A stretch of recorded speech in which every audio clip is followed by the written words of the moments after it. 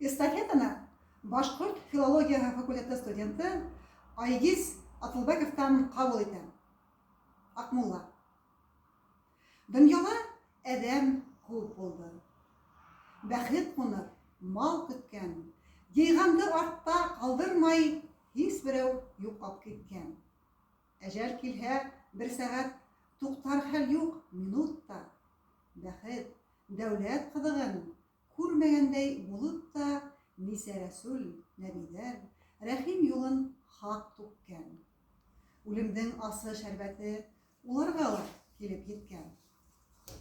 Сак килмәгән һис бер йән, һөнәренә ер күктән. Әфләтун да үтте йыһандан, үлмәскә күпме хәйлә иткән. Эстафетаны тюрколог Егор Николаевка тапшырам. Передаю эстафету тюркологу Егору Николаеву, город Якутск.